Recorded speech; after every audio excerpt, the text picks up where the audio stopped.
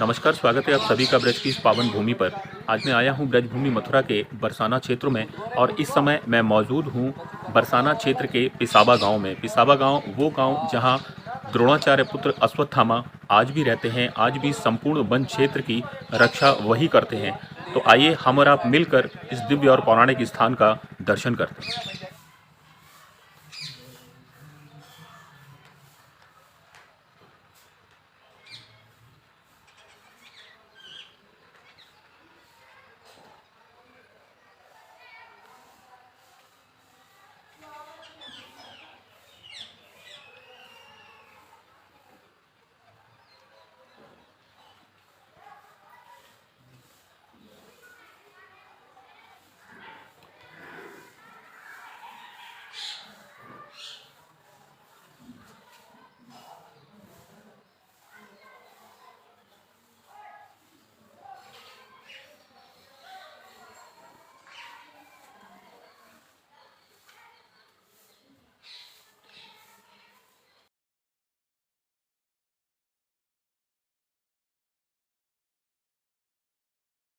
पुजारी जी, जो विग्रह यहाँ पर स्थापित हैं, जिनका हम दर्शन कर पा रहे हैं इस समय, मैं आपसे जानना चाहूँगा कि ये कौन-कौन से विग्रह हैं, किस-किस का हम इस समय दर्शन कर पा रहे हैं? ये जो बड़े बड़े विग्रह दिख रहे हैं, ये श्री चैतन्य महाप्रभु और नित्यानंद महाप्रभु। और ये जो हाँ, दो बड़े विग्रह का दर्शन इस समय हम कर पा रहे हैं, व्हाइट कलर की शॉल ओढ़कर, सफ़ेद रंग की शॉल जिनको ओढ़ा रखी है, वो चैतन्य महाप्रभु चैतन्य महाप्रभु और नित्यानंद महाप्रभु। नित्यानंद महाप्रभु। वीडियो में जो आप बाईं ओर देख पा रहे हैं वो श्री चैतन्य महाप्रभु और दाईं ओर जो हैं वो नित्यानंद महाप्रभु जी का दर्शन हम कर पा रहे हैं। और ये जो कोने पे है महाराज, ये है श्री निम्बार्काचार्य जी महाराज। जो कमल कॉर्नर में जो हैं हाँ, वो निम्बार्क जी हैं, निम्बार्काचार्य। निम्बार्क आचार्य महाराज। और ये बीच में जो है श्री राधा माधव ठाकुर जी। और बीच में जो दर्शन हम कर पा रहे हैं ये मुख्य ठाकुर वो जी यहाँ के श्री राधा माधव। श्री रास बिहारी जी भगवान और ब्रज अधिष्ठात्री श्री राधा रानी का दर्शन हम इस समय पिसावा गांव में कर पा रहे हैं। ये और ये शालिग्राम जी हैं, गोपाल जी हैं। नीचे बहुत ही सुंदर दर्शन यहाँ भगवान श्री आचार्यों कृष्ण के और ब्रज अधिष्ठात्री का उनकी अष्ट सखियों के साथ हम कर पा रहे हैं। और नीचे गोपाल जी विराजमान हैं। शालिग्राम गिरिराज जी।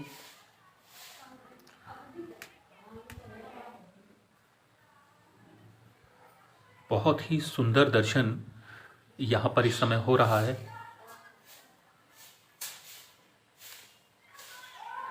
सबसे ऊपर श्री चैतन्य महाप्रभु और नित्यानंद महाप्रभु जी का दर्शन और उनके बीच में भगवान श्री रास बिहारी जी और उनके साथ ब्रज अधिष्ठात्री श्री राधा रानी का बहुत ही सुंदर दर्शन इस समय हम कर रहे हैं। और उनके नीचे भगवान कृष्ण और राधा रानी अपनी अष्ट सखियों के साथ विराजमान। बहुत ही सुंदर और दिव्य दर्शन।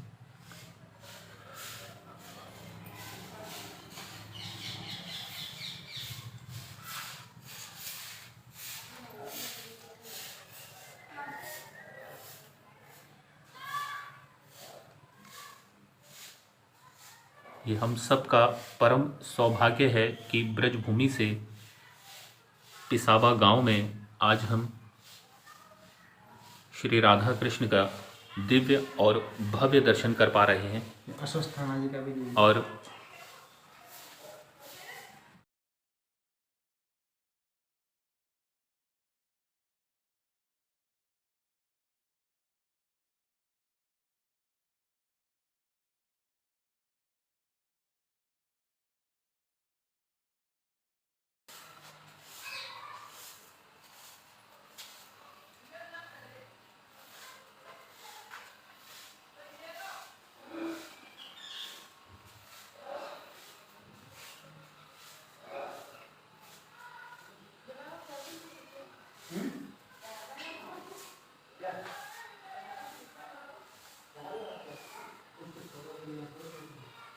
और अब हम दर्शन कर रहे हैं श्री अश्वत्थामा जी महाराज का।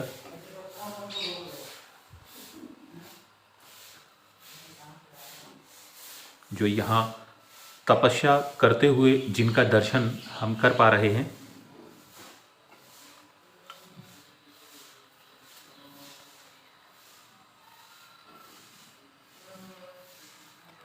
ये स्थान, ये मंदिर, ये संपूर्ण वन क्षेत्र श्री अश्वत्थामा जी की झाड़ियों के नाम से ही फेमस है। इस स्थान को स्थानीय लोग अश्वत्थामा की झाड़ी के नाम से ही जानते हैं। वैसे वर्तमान में इसका नाम पिसावा गांव है और शास्त्रों में इसका वर्णन पिपासा वन के नाम से होता है। बहुत ही प्राचीन, पौराणिक और दिव्य दर्शन इस समय हम पिसावा गांव से कर पा रहे हैं।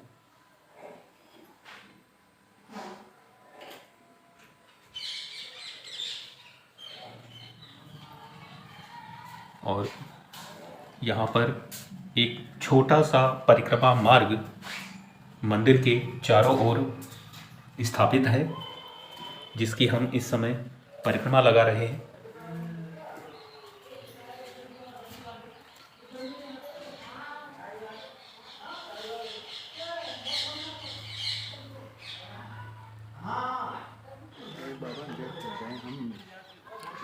बहुत लेट हो रहे हैं और यहाँ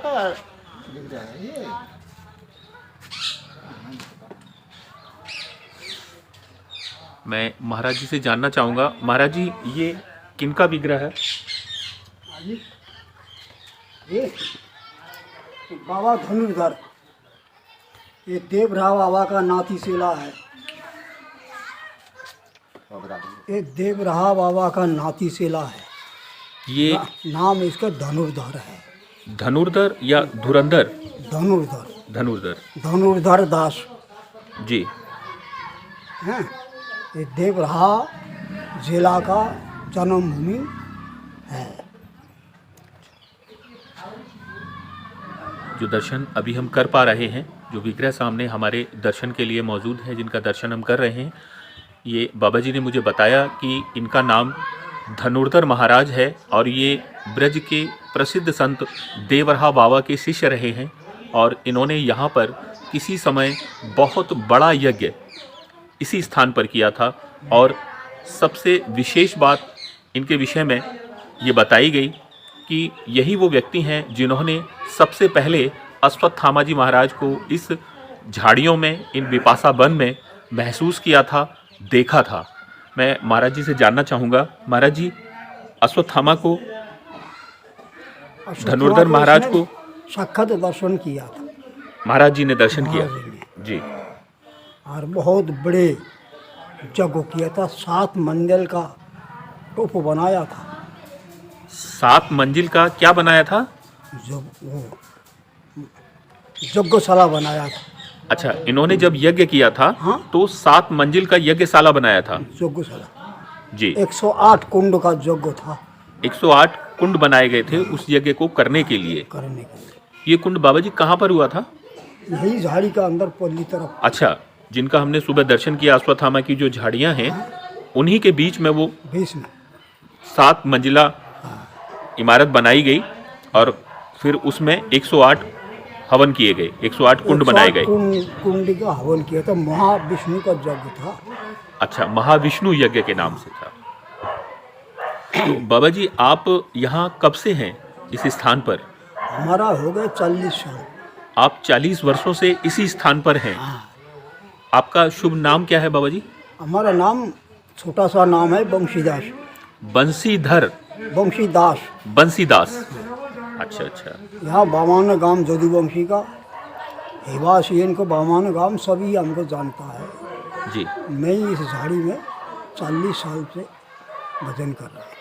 अच्छा, आप पिछले 40 वर्षों से इन झाड़ियों में भजन कर रहे हैं। बाबा जी आपने भी कभी अश्वत्थामा जी को देखा, महसूस किया? नहीं, जरूर दर्शन किया जी। अच्छा, आपने दर्शन किया? दर्शन किया अश्वत्थामा जी को। अच्छा बाबा जी, ये झाड़ियों में राष्ट्रमंडल बना हुआ है। हाँ, इस रास मंडल के विषय में मुझे बताया गया वहाँ पर कि यहाँ आज भी राधा कृष्ण साक्षात रूप में मध्य रात्रि में रास करने के लिए आते हैं। रास करने के लिए आते हैं। आज भी रासमंडल की सामने कोई नहीं रोक सकता है, महात्मा हो गृहस्थी हो। इस झाड़ी में कोई भी लकड़ियाँ का दातुन भी नहीं कर सकता है, बाहर नहीं ले जा सके। अच्छा, लकड़ी तोड़कर कोई दातुन भी नहीं कर नहीं, सकता इन दातुन झाड़ियों भी में नहीं से। करता, बाहर नहीं ले जाएगा। यदि किसी का कोई यज्ञ करना हो तो झाड़ी के अंदर में ही करना पड़ेगा।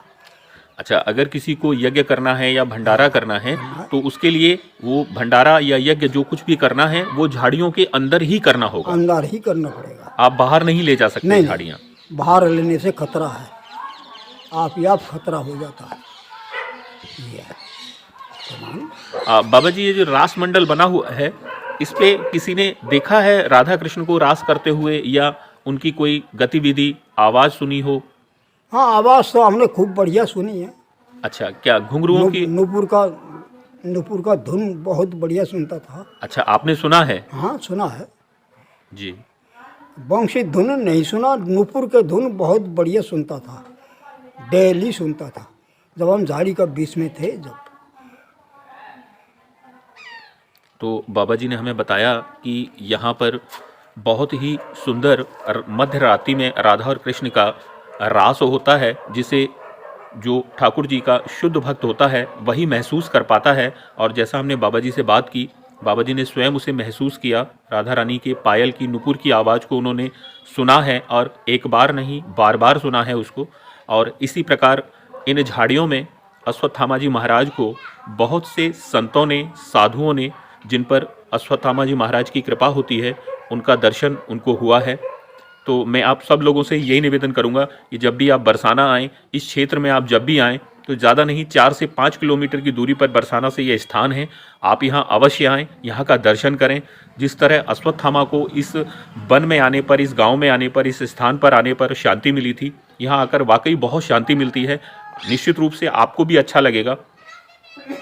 और ये बहुत सुंदर मंदिर यहाँ पर हनुमान जी महाराज का बना हुआ है। मैं पर आपको यहाँ का दर्शन करा दूँ। बहुत ही सुंदर विग्रह ये पंचमुखी हनुमान जी का है। जहाँ तक मुझे जानकारी है, पंचमुखी हनुमान जी के मंदिर बहुत कम पाए जाते हैं। बहुत ही सुंदर दर्शन।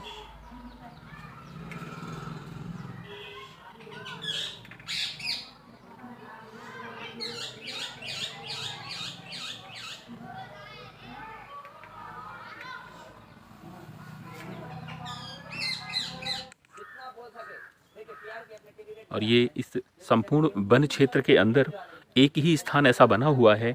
इस स्थान पर भारत के अलग अलग स्थानों से आकर के संत रहते हैं, यहाँ आकर के भजन करते हैं, अपनी तपस्या करते हैं। उन्हीं की यहाँ पर ये कुछ कुटियाँ बनी हुई हैं और ये ऐसी कई झोंपड़ियाँ यहाँ पर देखने के लिए मिलेंगी जिनके अंदर संतजन तपस्यारत रहते हैं। और ये हम यहाँ पर दर्शन कर पा रहे हैं कुछ पेड़ों की लकड़ियों के। ये दिखने में लकड़ियाँ बहुत ही साधारण सी हैं, लेकिन इन लकड़ियों को यहाँ से इस संपूर्ण वन क्षेत्र के बाहर ले जाया नहीं जा सकता। मान्यता है कि जो भी व्यक्ति जानबूझकर या अनजाने में इन लकड़ियों को इस वन क्षेत्र से बाहर ले जाने का प्रयास करता है या अब से पहले लेकर के गया है, उसे यहाँ परिणाम अच्छे नहीं मिले। कोई न कोई दुर्घटना उनके जीवन में यहाँ घटी है। इस वन की लकड़ियों का उपयोग केवल आप भागवत में भंडारे के रूप में या किसी अंत्येष्टि कार्यक्रम में कर सकते हैं, और उसमें भी आपको कार्यक्रम की समाप्ति के बाद जो लकड़ियां बचेंगी वो इस वन क्षेत्र में ही डाल करके जानी पड़ेंगी। आप उन लकड़ियों को अपने घर में या अपने स्थान पर नहीं रख सकते। इन लकड़ियों का उपयोग आप भंडारा करने में, आप इस वन क्षेत्र में भंडारा कर सकते हैं। यहाँ शनिवार का विशेष महत्व है। बहुत सारे भंडारे शनिवार को यहाँ पर आयोजित होते हैं और इसी वन के अंदर भंडारों का आयोजन होता है। और ये झाड़ियों के बीच में थोड़ा सा परिक्रमा का मार्ग बना हुआ है जो इस संपूर्ण वन की परिक्रमा लगाई जाती है। मैं वहीं से आपको इस वन क्षेत्र का दर्शन करा रहा हूं।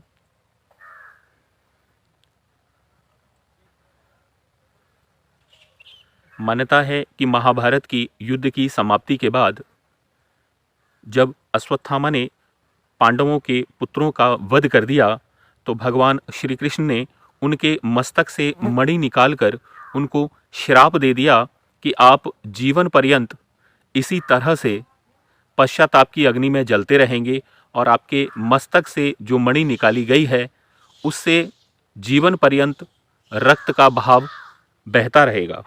अश्वत्थामा दुखित होकर वहां से चल दिए और कुछ समय के पश्चात पुनः भगवान श्री कृष्ण से उनका जब मिलना हुआ तो उन्होंने भगवान से क्षमा मांगी और भगवान से कहा कि उनका मन पश्चाताप की अग्नि में जल रहा है और उन्हें किस तरह से शांति मिलेगी। तो भगवान ने उनसे कहा कि आप ब्रज में जाकर राधा रानी से मिलें।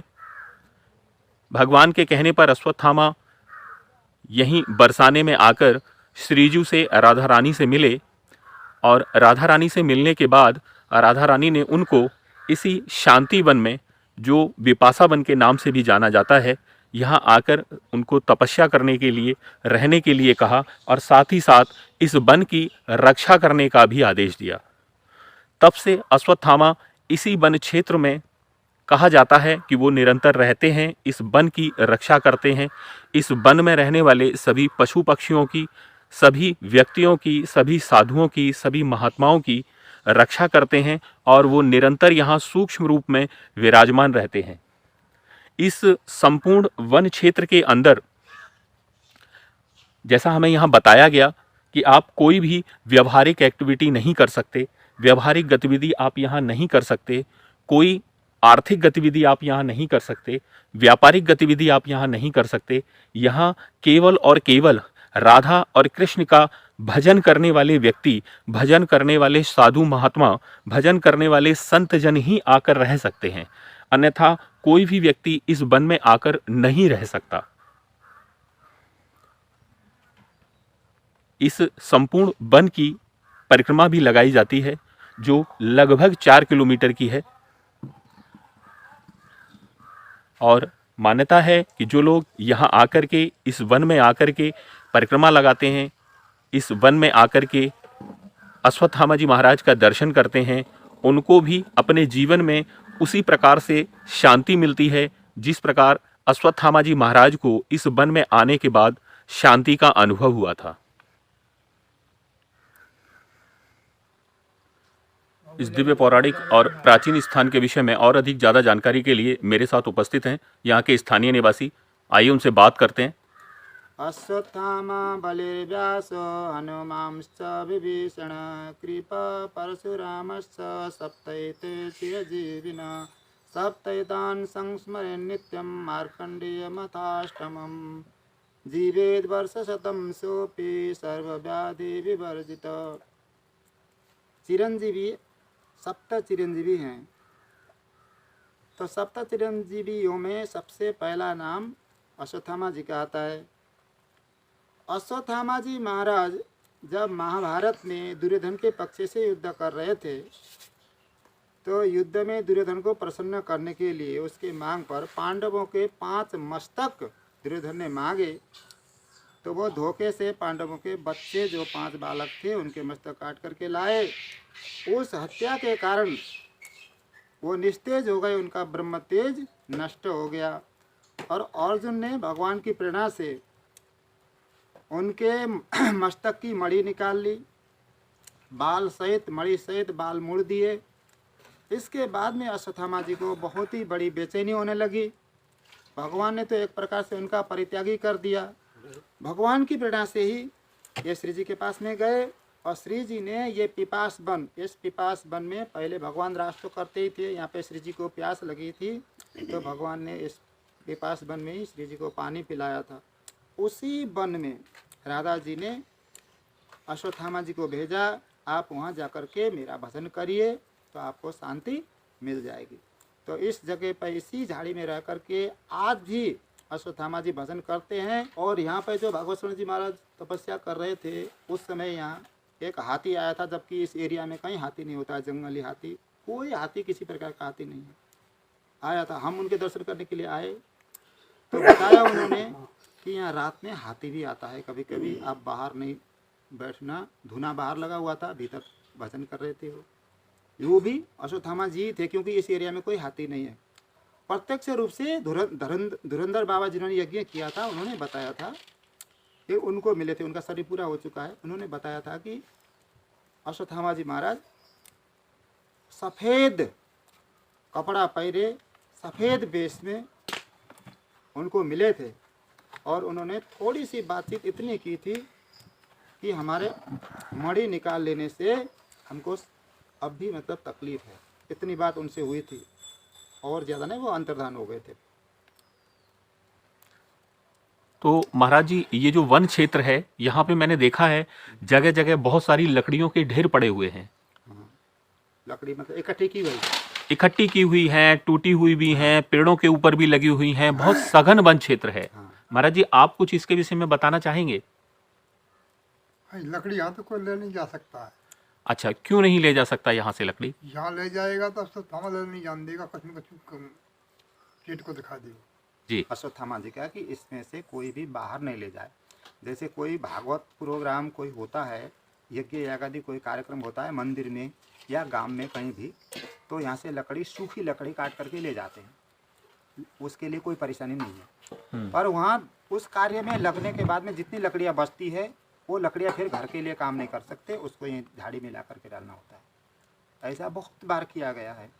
पहले किसी ने, ये खायरा गांव के किसी भगत ने, अरे यहाँ कुछ नहीं है, ये तो वैसे ही बकवास है, लोग मतलब ऐसे कहते हैं, ऐसे कह के कोई पेड़ काट लिया, हरा पेड़ काट लिया और उस पेड़ को काट करके वो ले जाने लगा। थोड़ी दूरी मतलब 2 कदम ही आगे बढ़ा था तो ऐसी जोर से वो गिर पड़ा, झटका लगा, उसी के ऊपर में आ गया, खून की उल्टी हो गई उसको, खून की उल्टी हो गई। फिर उसके बाद में बहुत से लोग उसके घर के आए, माफ़ी मांगी और यहाँ पे मतलब प्रसाद चढ़ाया, कभी आज से फिर आइंदा हम ऐसा कर्म नहीं करेंगे, इस प्रकार से माफ़ी मांग करके फिर वो जिंदा हो सकते। पहले यहाँ गवर्नमेंट ने सोडा की फैक्ट्री खोलने के लिए भी कोशिश की थी कि जो खौर ज़मीन है ना, खारी ज़मीन, इसमें सोडा बनता है, सोडा की फैक्ट्री खोलने के लिए बहुत कोशिश की थी, बहुत गाड़ी आ गए थे, प्रशासन पूरा आ गया था, पर उनकी एक गाड़ी भी नहीं चली, सब जाम हो गई गाड़ी। जब गाड़ी नहीं चली, बहुत पुरानी बात है, जब गाड़ी नहीं चली, जब हार करके उन्होंने कहा यहाँ पर कोई देवता है जो यहाँ पे चाहता नहीं है कि यहाँ पे कुछ किसी प्रकार का मतलब जो आजकल का जो आधुनिकता आ जाए, इसने जो प्राचीनता छोड़ करके आधुनिकता आ जाए वो नहीं चाहता है। मतलब प्रशासन की ओर से यहाँ पर कोई कारखाना लगाने की बात थी, कोशिश की थी, सब सफलता नहीं हुई, सबरी गाड़ी फंस गई, अब सूखे में फंस गई, बिल्कुल गाड़ी नहीं चली, बिल्कुल कतई। अच्छा, सूखे क्षेत्र में ही गाड़ियां फंस गई, गाड़ी चल नहीं पाई। तो फिर वो यहाँ से प्रशासन को वो प्लानिंग अपनी कैंसिल करनी पड़ी।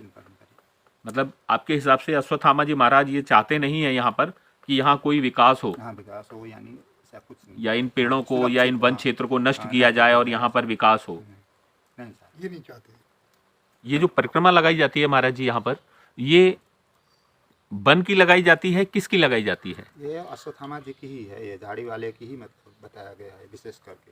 अच्छा, झाड़ी वाले, ये जो अश्वत्थामा जी ही हैं झाड़ी वाले, यहाँ के अधिष्ठापित देवता ही वही है। वैसे तो श्री जी का वन है, शांति वन, पर उनके लिए भजन करने के लिए दिया गया है, जहाँ पर मतलब एक महापुरुष हैं, चिरंजीवी भी हैं वो, तो इसलिए उन्हीं के नाम से ये सब परिक्रमा। बाबा जी यहाँ पर भजन कर रहे हैं। बाबा जी, कब से हैं आप यहाँ पर? मैं लगभग साल भर से मैं यहीं रह रहा हूँ अभी गुरु स्थान पे। जी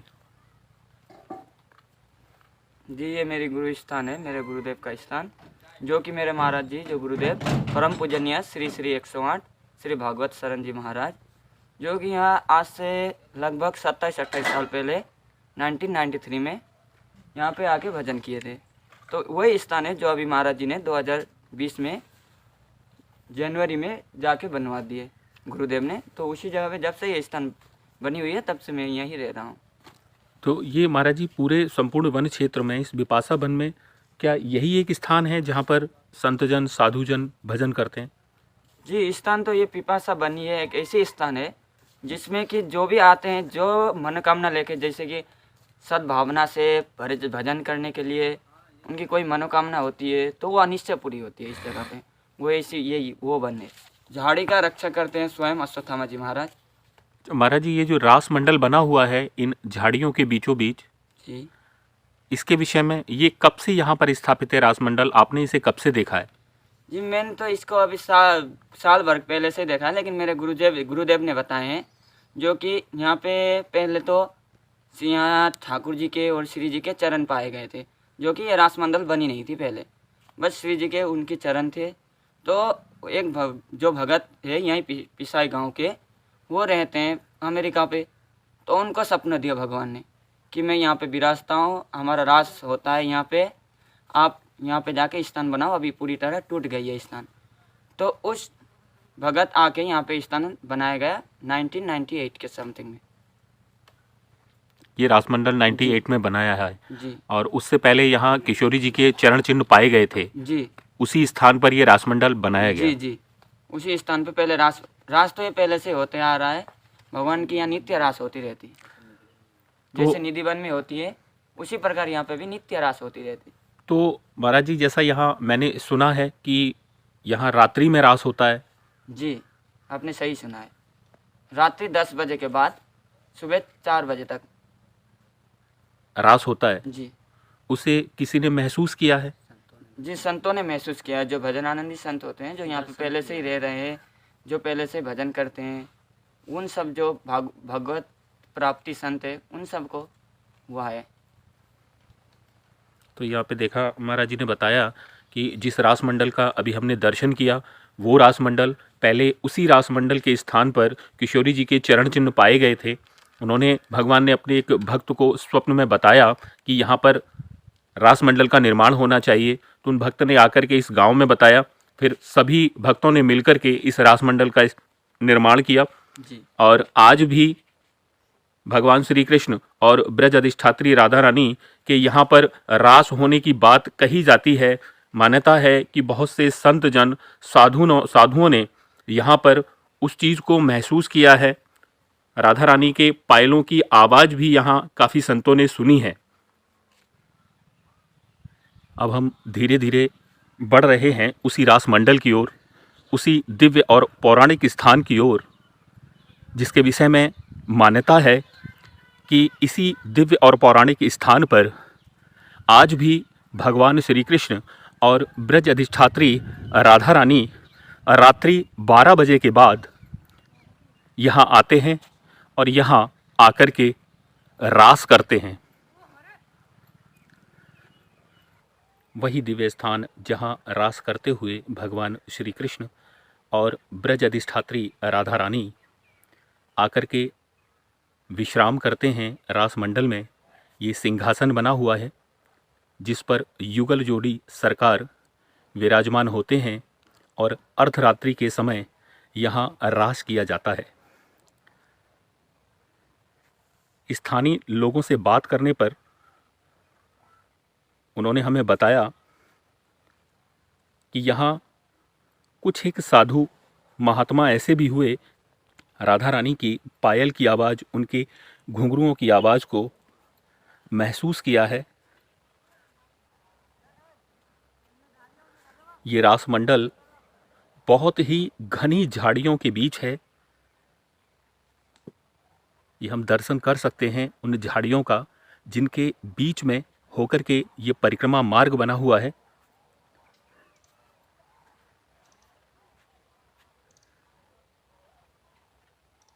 ये आप देख सकते हैं, दर्शन कर सकते हैं परिक्रमा मार्ग का। इसी दिव्य और पौराणिक स्थान पर भगवान श्री कृष्ण और ब्रज अधिष्ठात्री राधा रानी अपनी अष्ट सखियों के साथ में मध्य रात्रि में यहाँ रास करने के लिए इसी रास मंडल स्थान पर आते हैं और यहाँ मध्य रात्रि में रास होता है। और उस रास को कोई भी व्यक्ति आज तक देख नहीं पाया है अपनी आँखों से। सिर्फ कुछ लोगों ने, कुछ साधुओं ने, महात्माओं ने यहाँ उस चीज़ को महसूस किया है कि इस विपाशा वन से, इन झाड़ियों के बीच बने रासमंडल की ओर से घुंघरुओं की पायल के बजने की आवाज़ उन्हें सुनाई दी, उन्होंने महसूस की। ये हमारा सौभाग्य है कि ऐसे दिव्य और पौराणिक स्थान का हम दर्शन कर पा रहे हैं।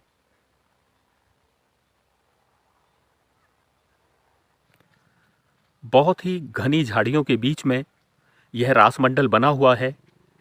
यहाँ भगवान आकर के मध्य रात्रि में रास करते हैं और इस स्थान की 4 किलोमीटर की परिक्रमा है इस विपाशा वन की।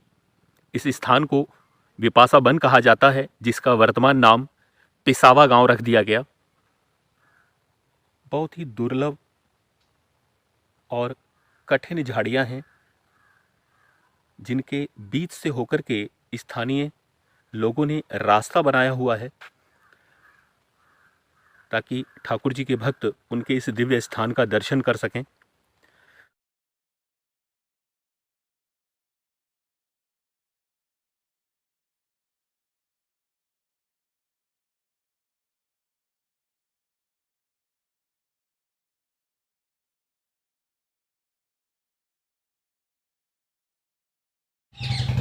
वीडियो को अंत तक देखने के लिए धन्यवाद। वीडियो को लाइक करें, शेयर करें। यदि आप चैनल पर नए हैं तो इसे सब्सक्राइब करें और बेल आइकन को अवश्य दबाएं ताकि ऐसे ही वीडियो ब्रजभूमि से हम आपके लिए लाते रहें। धन्यवाद।